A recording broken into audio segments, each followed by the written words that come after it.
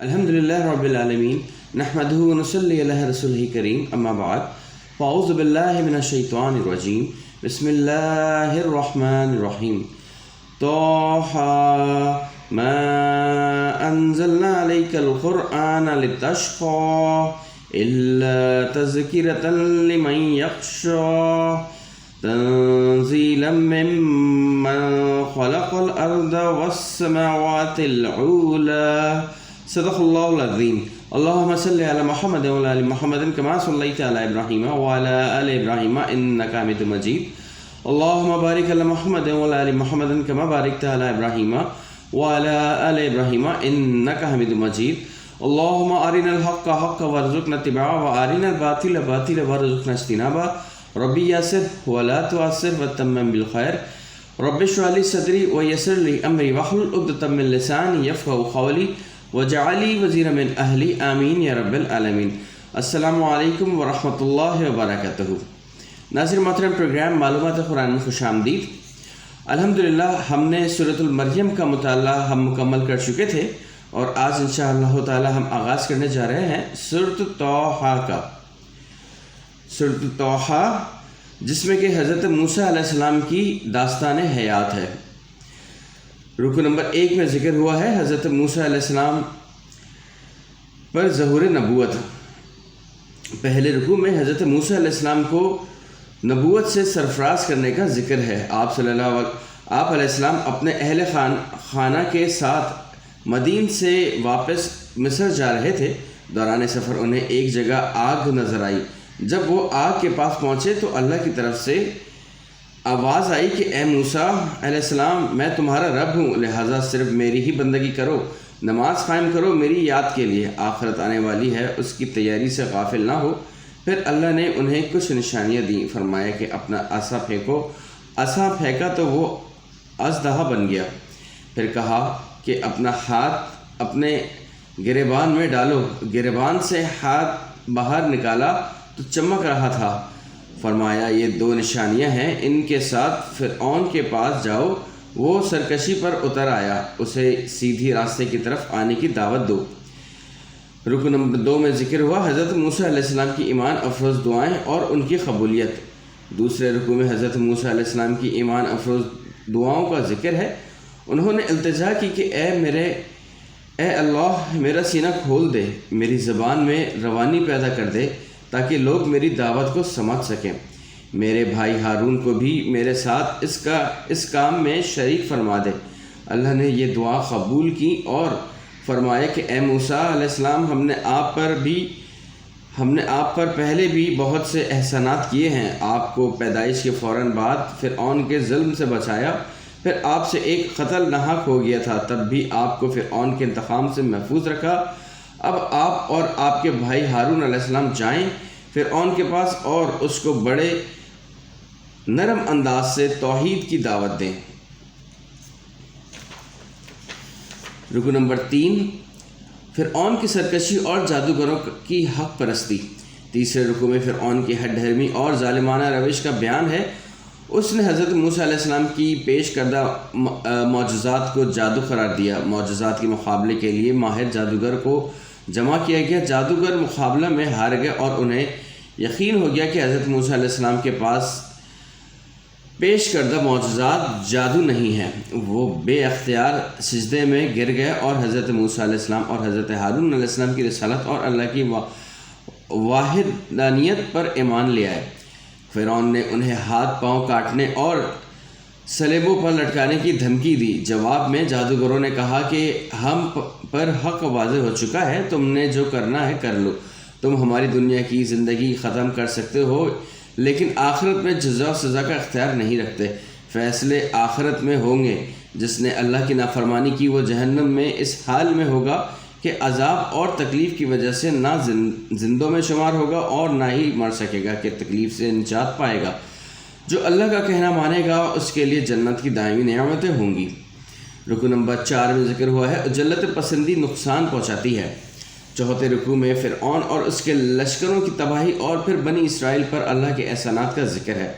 ان سے کہا گیا کہ احسان مندی کا تقاضا ہے کہ اللہ کی نافرمانی اور ناشکری نہ کرو۔ ایسا کیا تو اللہ کے غضب کا شکار ہو جاؤ گے۔ ہاں کبھی غلطی ہو جائے تو اللہ سچی توبہ کرنے والوں کو معاف فرما دے گا۔ پھر اس رکوع میں حضرت موسیٰ علیہ السلام کو کوہ طور پر بلانے اور انہیں تورات عطا کرنے کا ذکر ہے۔ انہوں نے نیکی میں جلدی کی اور مقررہ وقت سے پہلے کوہ طور پر چلے گئے۔ اس عجلت کا نقصان یہ ہوا کہ بنی اسرائیل میں آپ کی غیر حاضری طویل ہو گئی اور سامری کو گمراہی پھیلانے کا موقع مل گیا۔ اس نے بچڑے کی ایک مورت بنائی اور اعلان کیا کہ حضرت موسیٰ علیہ السلام کا معبود یہ بچڑا ہے۔ بچڑے کی مورت نہ کسی بات کا جواب دے سکتی تھی اور نہ کسی کو نقصان پہنچا سکتی تھی، لیکن پھر بھی بنی اسرائیل کی بڑی تعداد نے اسے معبود مان کر اس کی پوجا شروع کر دی۔ رکن نمبر 5، قوم کی گمراہی اور حضرت ہارون علیہ السلام کا طرز عمل۔ 5ویں رکوع میں قوم کی گمراہی کے حوالے سے حضرت ہارون علیہ السلام کی طرز عمل کی وضاحت ہے۔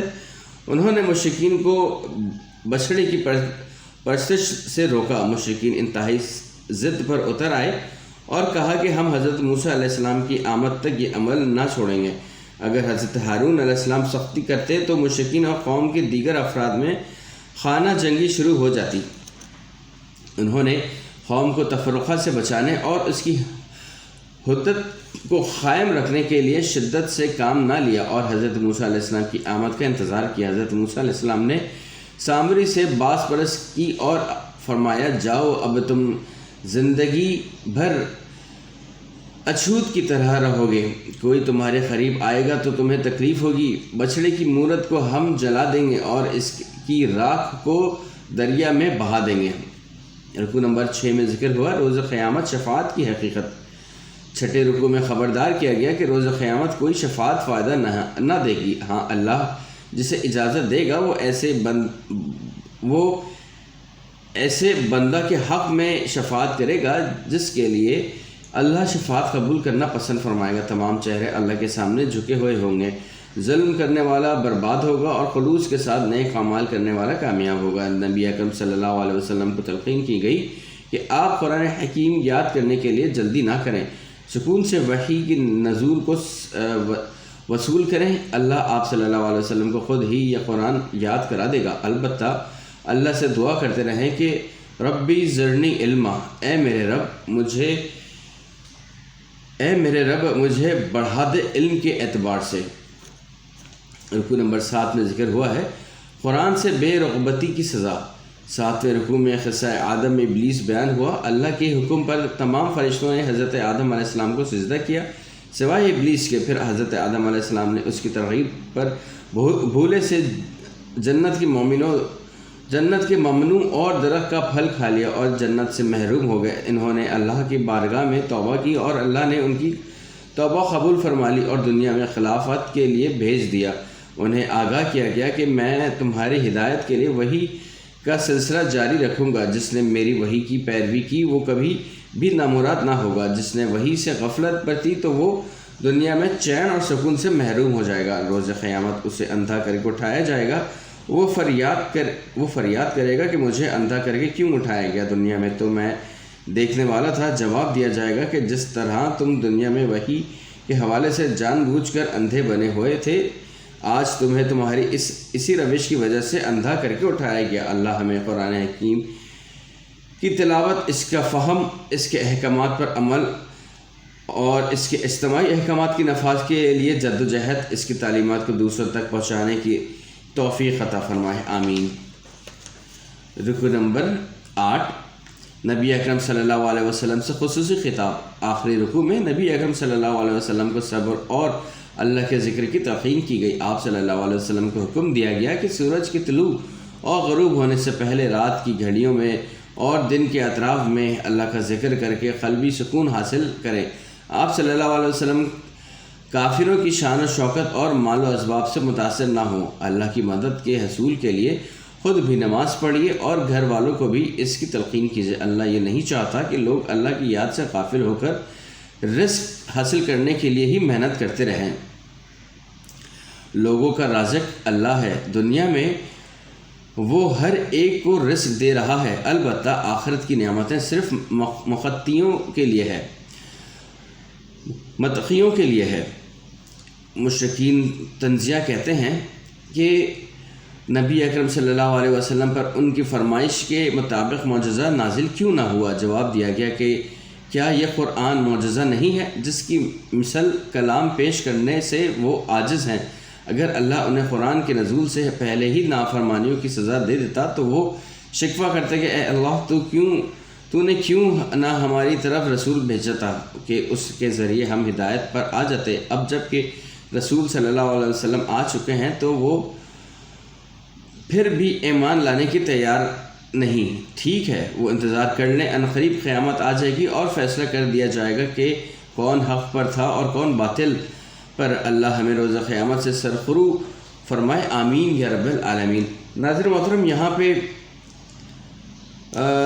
16واں پارہ جو ہے وہ مکمل ہوا ہے اور ساتھ ساتھ سورۃ طٰہٰ بھی مکمل ہوئی ہے، اور سورۃ طٰہٰ کے آخری رکوع میں تھوڑا سا غور کیجیے گا کہ رزق کے حوالے سے بھی بات آئی ہے کہ ہم لوگ بھی اگر ذرا اپنے اوپر غور کریں اور اپنا احتساب کریں کہ ہم پورے دن میں کتنا صرف رزق کے اوپر توجہ دے رہے ہیں کہ صرف میرا رزق بن جائے، اور کتنا ہم اللہ کی یاد اور اللہ سے جڑے ہوئے ہیں۔ یہ میرے اور آپ کی غور طلب بات ہے۔ بات آئی تھی کہ اللہ یہ نہیں چاہتا کہ لوگ اللہ کی یاد سے غافل ہو کر رزق حاصل کرنے کے لیے ہی محنت کرتے رہیں۔ اس پوائنٹ کو ذرا غور کیجیے گا اور اپنی زندگی کے ساتھ اس پوائنٹ کو روزانہ کی بیسس پہ غور کیجیے گا۔ 17ویں پارے کا آغاز ہو رہا ہے۔ 17ویں پارے میں قرآن مجید کے 17ویں پارے میں 2 صورتیں شامل ہیں۔ پہلی سورہ انبیاء جس کے 7 رکوع ہیں، اور دوسرے سورہ حج جو 10 رکوع پر مشتمل ہے۔ سورۃ الانبیاء انبیاء اکرام علیہ السلام کا ذکر حسین، رکوع نمبر 1 میں ذکر ہوا ہے۔ قرآن میں تمہارا بھی ذکر ہے، غور تو کرو۔ پہلے رکوع میں خبردار کیا گیا کہ لوگوں کے لیے ان کے حساب کا وقت یقینی یعنی قیامت قریب آ چکی ہے، لیکن وہ اس کی تیاری سے غافل ہیں۔ خاص طور پر مشرکین مکہ کا ذکر ہوا کہ وہ قرآن مجید اور نبی اکرم صلی اللہ علیہ وسلم پر بے بنیاد اعتراضات کر رہے ہیں۔ ان سے پہلے بھی قوموں نے یہ روش اختیار کی تھی اور اللہ نے ان کو ہلاک کر دیا تھا۔ اس رکوع میں خاص بات یہ بیان کی گئی ہے کہ ہم نے تمہاری طرف وہ کتاب نازل کی ہے جس میں تمہارا ذکر ہے، کیا تم غور نہیں کرتے؟ قرآن مجید نے 3 کردار بیان کیے ہیں: حق کا بھرپور ساتھ دینے والے، حق کی کھلم کھلا مخالفت کرنے والے، اور منافقین جو نہ ادھر ہے نہ ادھر۔ اب ہم میں سے ہر شخص دیکھ سکتا ہے کہ اس کا کردار کیا ہے۔ آیا وہ حق کے لیے مال اور جان کی قربانیاں دے رہے ہیں، یا وہ حق کا دشمن ہے، یا اس کا کردار منافقین کا سا ہے۔ ناظر محترم، غور طلب بات یہ ہے اس سے پہلے رکوع میں بھی کہ سورۃ الانبیاء ہی کے آیت نمبر 10 میں فرمایا گیا کہ ہم نے تمہاری طرف وہ کتاب نازل کی ہے جس میں تمہارا ذکر ہے، کیا تم غور نہیں کرتے؟ ذرا غور کیجیے گا، کہیں ایسا تو نہیں کہ یہ اللہ تعالیٰ ہم سے فرما رہا ہو کہ قرآن مجید میں ہمارا بھی ذکر ہے، کیوں نہ ہم قرآن مجید کو اس طرح پڑھیں، بلکہ روزانہ اس طرح پڑھیں کہ اس میں شاید کہیں میرا ذکر ہو۔ اس کو اپنی زبان میں جب پڑھیں گے تب ہمیں پتہ چلے گا کہ شاید اس میں کہیں میرا بھی ذکر ہے۔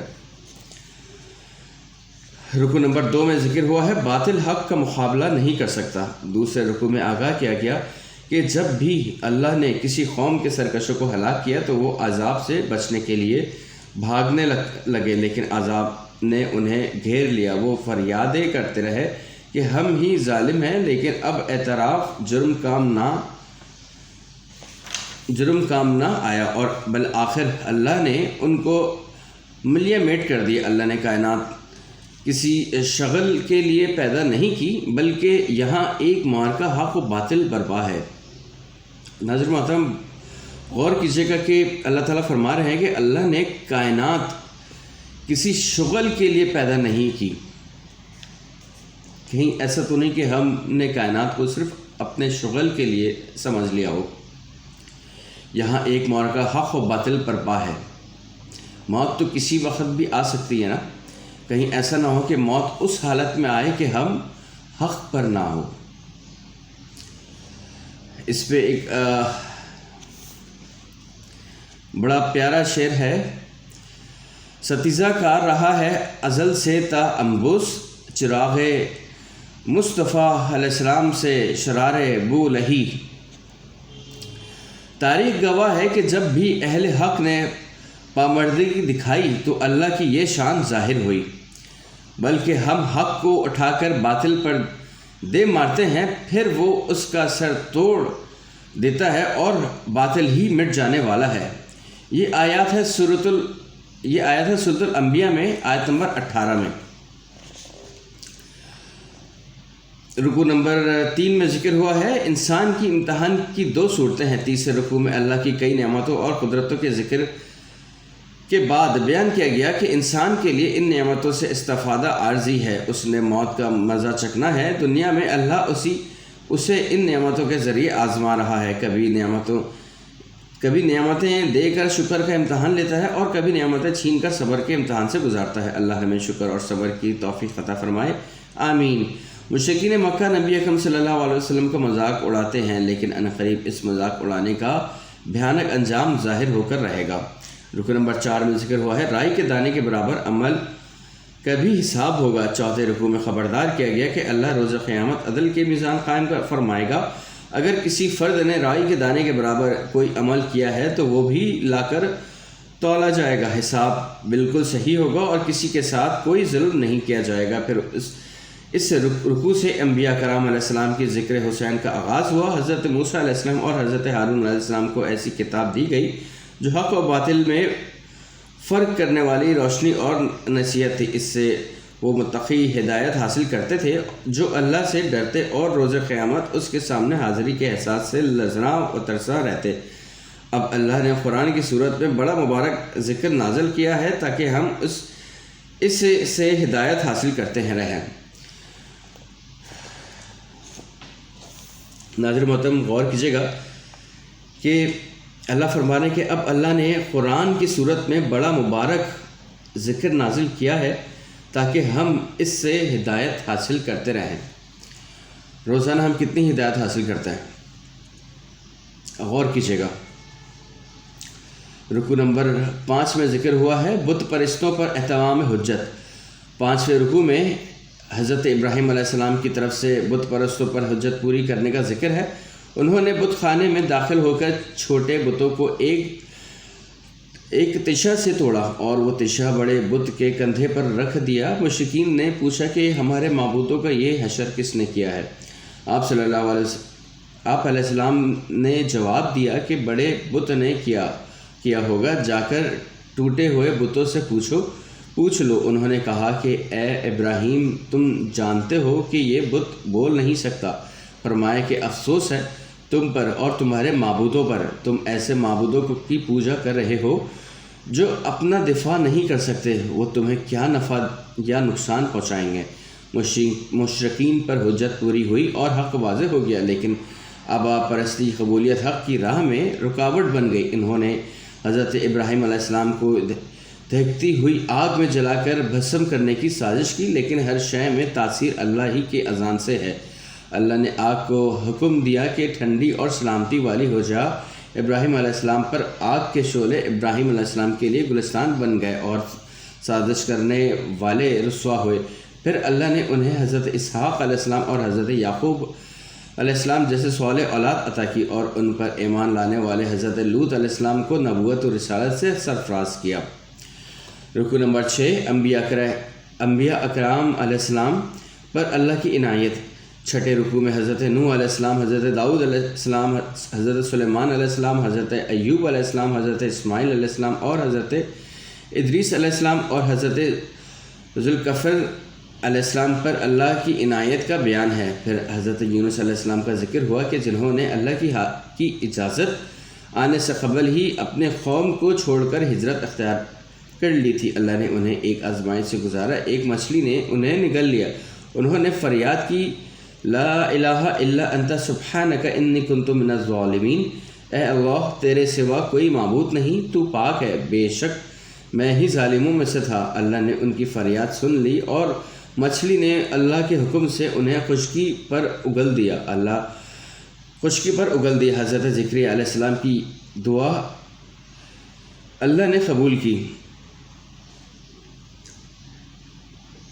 ان کی بانجھ بیوی کو درست کر دیا اور انہیں یحییٰ علیہ السلام جیسا پاکیزہ بیٹا عطا فرمایا۔ حضرت مریم علیہ السلام کی باتوں سے معجزانہ طور پر حضرت عیسیٰ علیہ السلام کو پیدا کیا اور دونوں کو رہتی دنیا تک نشانی بنا دیا۔ بے شک یہ تمام انبیاء علیہ السلام اللہ ہی کی عبادت کرتے تھے اور نیکیوں پر سبقت لے جاتے تھے۔ اللہ ہمیں بھی اسی کی توفیق عطا فرمائے، آمین۔ رکو نمبر 7 میں ذکر ہوا ہے نبی اکرم صلی اللہ علیہ وسلم تمام جہانوں کے لیے رحمت ہیں۔ 7ویں رکو میں خوشخبری دی گئی کہ اخلاق کے ساتھ کی گئی ہر نیکی لکھی جا رہی ہے اور اس کا بھرپور صلہ دیا جائے گا۔ مشرکین کو دھمکی دی گئی کہ جہنم میں تمہارے ساتھ تمہارے معبود بھی جلیں گے، وہاں تمہارے چیخ و فریاد کسی کام نہ آئے گی۔ اس کے برعکس نیک لوگ ہر گھبراہٹ سے محفوظ اپنی پسندیدہ نعمتوں سے لطف اندوز ہوں گے۔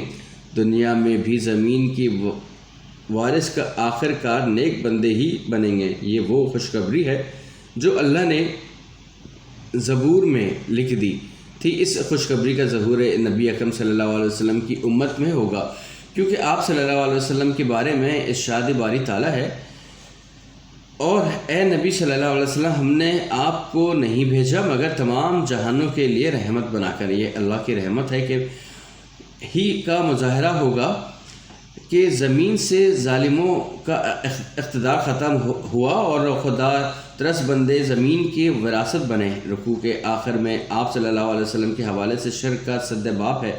ارشاد ہوا، اے نبی ان سے کہہ دیجئے کہ میری طرف وحی کیا گیا ہے، تمہارا معبود ہے ایک ہی معبود یعنی اللہ۔ گویا آپ صلی اللہ علیہ وسلم رحمت العالمین ہے، لیکن معبود نہیں، معبود صرف اللہ ہے۔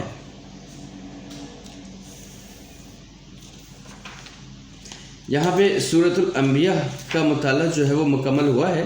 اب ہم آغاز کرنے جا رہے ہیں سورۃ الحج۔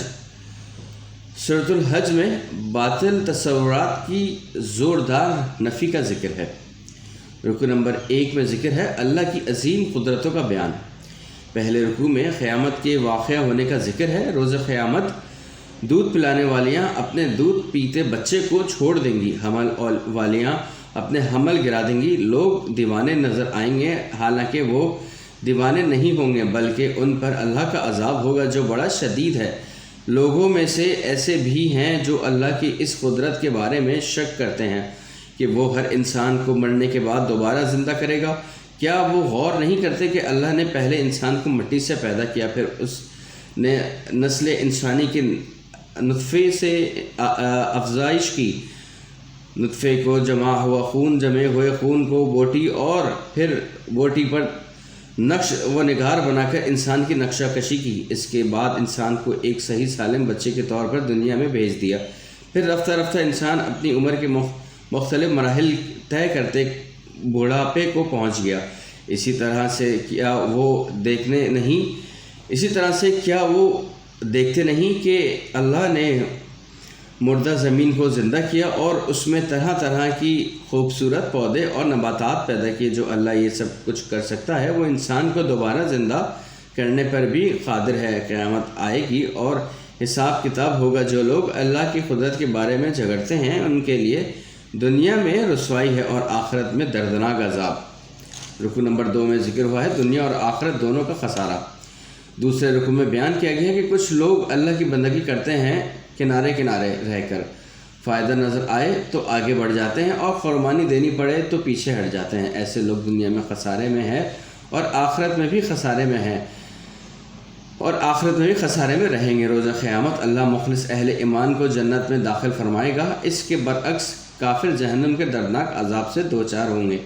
ان کے لباس آگ سے تیار کیے گئے ہوں گے، ان پر ایسا کھولتا ہوا پانی لایا جائے گا جو ان کی کھالوں اور انتڑیوں کو پگھلا دے گا۔ پھر ان پر لوہے کے ہتھیلیوں سے ضربیں لگائی جائیں گی، وہ جب بھی جہنم سے نکالنا چاہیں گے بھٹو کرے مار کر اس میں دوبارہ گرا دیے جائیں گے۔ اے اللہ ہمیں جہنم کے عذاب سے بچا، اللہم اجرنا من النار، اللہم اجرنا من النار، اللہم اجرنا من النار۔ اے اللہ ہمیں جہنم کے آگ سے بچا۔ حرم رکن نمبر 3 میں ذکر ہوا ہے، حرم کی سرزمین پر مسجد کی طرح سب کا حق ہے۔ تیسرے رکوع میں بشارت دی گئی کہ باعمل مومنوں کے لیے ایسے باغات ہوں گے جن کے نیچے سے نہریں بہہ رہی ہوں گی، ان کے لباس ریشم کے اور زیب و زینت سونے کے کنگنوں اور موتیوں کی صورت میں ہوں گے۔ اس کے برعکس جو لوگ اللہ کی راہ اور سرزمین حرم کی طرف آنے والوں کے لیے رکاوٹ بنتے ہیں یا اس سرزمین کے لیے طے شدہ آداب کی خلاف ورزی کرتے ہیں، ان کے لیے دردناک عذاب ہوگا۔ اس سرزمین کے آداب یہ ہیں کہ اسے آمدنی کا ذریعہ نہ بنایا جائے، یہاں شرک اور قتل و غارت گری نہ کی جائے، کسی شکار کو مرایا بھگایا نہ جائے، چند معینہ درختوں کے علاوہ دیگر درختوں کو کاٹا نہ جائے وغیرہ۔ حرم کی سرزمین پر کسی کی ملکیت نہیں، یہ تمام مسلمانوں کے لیے بالکل اسی طرح ہے جیسے ایک مسجد ہوتی ہے۔ رکوع نمبر 4 میں ذکر ہوا ہے حج کے مناسک اور برکات۔ چوتھے رکوع میں بیان ہوا کہ حضرت ابراہیم علیہ السلام کو اللہ نے حکم دیا کہ مسجد حرام میں صفائی اور طہارت کا خاص اہتمام کریں اور اس گھر کو شرک کی نجاست سے پاک رکھیں، لوگوں کو حج کی ادائیگی کے لیے پکاریں، اللہ ان کی پکاروں کو دنیا کے ہر کونے تک پہنچایا دے گا اور لوگ قیامت تک بڑے ذوق و شوق سے حج کی ادائیگی کے لیے آتے رہیں گے۔ حج کی وجہ سے جذبات ایمانی کو جلا حاصل ہوتی ہے، عبادات کا کئی گنا ثواب ملتا ہے اور کئی معاشرتی فوائد حاصل ہوتے ہیں۔ قربانی کی عبادت احرام اتار کر غسل کرنا اور طواف زیارت کرنا مناسک حج میں شامل ارکان ہے۔ حج کی عبادت کا حاصل یہ ہے کہ انسان ہر قسم کے شرک، جھوٹ اور اللہ کی نافرمانی سے اجتناب کرے۔ شرک کرنے والا ایسا بد نصیب ہے کہ وہ توحید کی بلند مرتبہ سے گزرتا ہے تو خواہش نفس اسے بہت دور کی پستی میں گرا دیتی ہے، یا پنڈت پر وحید اور دنیا دار پیروں سے جسے وحشی پرندے اس کے مال اور وسائل کو نوچ نوچ کر کھا جاتے ہیں۔ رکوع نمبر 5 قربانی کا حکم، روح اور مقصد۔ 5ویں رکوع میں آگاہ کیا گیا کہ اللہ نے ہر امت کے لیے قربانی کی عبادت طے فرمائی ہے۔ اس کی صورت یہ ہے کہ حلال جانوروں کو اللہ کی راہ میں اور اللہ کے نام پر ذبح کیا جائے، یہ اللہ کا حکم ہے اور اس پر عمل کرنا خواہ اس کی حکمت ہماری ناقص عقل میں آئے یا نہ آئے۔ قربانی کی روح تقویٰ ہے، یعنی یہ جذبہ کہ انسان اپنی خواہشات اور مرغوبات نفس کو اللہ کی مرضی کے سامنے قربان کر دے۔ اس عبادت کا مقصد ہے اللہ کی بڑائی کو قائم کرنے کی کوشش کرنا۔ جانور ذبح کرتے ہوئے تو کہہ دیا کہ اللہ اکبر، یعنی اللہ ہی بڑا ہے، لیکن کیا واقعی ہماری زندگی کے جملہ معاملات میں اللہ بڑا ہے؟ اس سوالیہ نشان ہے میرے اور خود آپ کے لیے۔ کیا اس کی مرضی اور اس کا قانون ہمارے گھر، معاشرے اور پورے ملک میں نافذ ہے؟ اگر نہیں تو قربانی کی عبادت ہر سال ہمیں اس مقصد کے لیے جد و جہد کرنے کا فریضہ بھی یاد دلاتا ہے۔ ناظرین محترم، قربانی کی ایک بڑی اچھی دعا بھی تھی جس میں بھی یہی بتایا گیا تھا کہ میرا تمام سب کچھ جو ہے وہ اللہ کے لیے قربان ہے۔ تو یہاں پہ ہمیں یہ سبق ملتا ہے کہ قربانی کا اصل جذبہ کہ ہم اللہ کے لیے اپنی کن کن چیزوں کو قربان کرتے ہیں۔ اگر ہم آغاز کریں صبح کی فجر کی نماز سے ہی، کہ ہم پورے نیند میں ہو، فجر کی اذان ہو رہی ہو، اے سی بھی چل رہا ہو، اچھا موسم بھی ہو، لیکن وہ لحاف سے نکلنے کو دل نہیں چاہ رہا ہو، سب سے پہلے تو کوشش کیجئے کہ فجر کی نماز سے ہی آغاز کیجئے۔ اور پھر ہمیں یہ بھی سبق ملتا ہے یہاں پر کہ پورے دن میں اگر ہم اپنا آڈٹ خود ہی کریں، کہاں کہاں پہ اللہ تعالیٰ کو ہماری ضرورت ہے، ہماری قربانیوں کی ضرورت ہے، وہاں خود ہی محسوس کیجئے۔ اللہ تعالیٰ مجھے اور آپ کو اپنی راہ میں قربانی کے لیے جد و جہد کرنے کے لیے توفیق عطا فرمائے، آمین۔ یہاں پہ سورۃ الحج کا جو رکن نمبر 5 ہے وہ مکمل ہوا ہے، اور ہم کل جب نشست کا آغاز کریں گے تو اس کے جو موضوع ہے وہ میں آپ کو بتا دیتا ہوں۔ کل ہم انشاءاللہ تعالی آغاز کریں گے رکن نمبر 6 سے، جو کہ قتال فی سبیل اللہ کی اجازت۔ پھر رکن نمبر 7 میں ذکر ہوگا شیطان کی آموزش اللہ کی طرف سے اصلاح۔ پھر ذکر ہوگا رکن نمبر 8 میں ہجرت کے بعد بھی آزمائش آئیں گی۔ پھر ذکر ہوگا رکن نمبر 9 میں اللہ کے احسانات، بندوں کی ناشکری۔ پھر ذکر ہوگا رکن نمبر 10 میں دعوت ایمان اور دعوت عمل، اور یہاں پہ 17واں پارہ جو ہے وہ مکمل ہو جائے گا، اور پھر 18ویں پارے کا آغاز ہوگا۔ 18ویں پارے میں 3 صورتیں ہیں، سورہ مومنون جس کے 6 رکوع ہیں، سورۃ النور جو 9 رکوع پر مشتمل ہے، اور سورۃ الفرقان جس کے 6 میں سے 2 رکوع اس پارے میں شامل ہیں۔ سورۃ المومنون، اس سورہ میں مومنوں کی ظاہر اور باطنی صفات کا بیان کیا گیا ہے۔ رکن نمبر 1 میں ذکر ہوگا تعمیل سیرت کے لیے بنیادی صفات۔ پھر رکن نمبر 2 میں ذکر ہوگا حضرت نوح علیہ السلام کا واقعہ۔ پھر رکن نمبر 3 میں ذکر ہوگا تاریخ دہرائی جاتی ہے۔ پھر رکن نمبر 4 میں ذکر ہوگا مومنوں کی باطنی کفایت۔ رکن نمبر 5 سوچنے پر مجبور کر دینے والے سوالات۔ پھر رکن نمبر 6 ایمان افروز دعائیں۔ پھر رکن نمبر یہاں پہ مکمل ہوگی سورۃ المومنون۔ پھر آغاز ہوگا سورۃ النور کا، سورۃ النور جس میں عورتوں کی ناموس کا تحفظ بتایا گیا ہے۔ عورتوں کی ناموس کا تحفظ اس سورہ میں بیان کیا گیا۔ رکن نمبر 1 میں ذکر ہوگا حد زنا و خذف۔ پھر رکن نمبر 2 میں ذکر ہوگا حضرت عائشہ رضی اللہ عنہ کی پاک دامنی کا اعلان۔ پھر ذکر ہوگا رکن نمبر 3 میں اللہ کا فضل نہ ہو تو کوئی بھی پاکیزہ نہیں رہ سکتا۔ پھر ذکر ہوگا رکن نمبر 4 میں گھر کے پردے کے لیے ہدایت۔ پھر ذکر ہوگا رکن نمبر 5 میں نور ایمان کے لیے تمثیل۔ پھر ذکر ہوگا رکن نمبر 6 میں اللہ کی عظمت و قدرت کا بیان۔ پھر ذکر ہوگا رکن نمبر 7 میں مومنانہ طرز عمل۔ پھر ذکر ہوگا رکن نمبر 8 میں گھر کے اندر پردے کے احکامات۔ پھر ذکر ہوگا رکن نمبر 9 میں نظم جماعت کی اہمیت، اور یہاں پہ سورۃ النور جو ہے وہ مکمل ہو جائے گی۔ ناظرین محترم، میری دعا آپ کے لیے، میرے لیے، آپ کے گھر والے، میرے گھر والوں کے لیے، اللہ تعالی ہمیں اس قرآن حکیم سے جڑنے کی توفیق عطا فرمائے۔ اللہ تعالی ہمیں اس قرآن حکیم سے چمٹنے کی توفیق عطا فرمائے۔ اللہ تعالی ہمیں اس قرآن مجید سے بہت کچھ سیکھنے کی توفیق عطا فرمائے۔ اللہ تعالی ہمیں اس قرآن مجید کو اپنی زبان میں سیکھنے کی توفیق عطا فرمائے اور اس کے اوپر عمل کرنے کی توفیق عطا فرمائے، آمین یا رب العالمین۔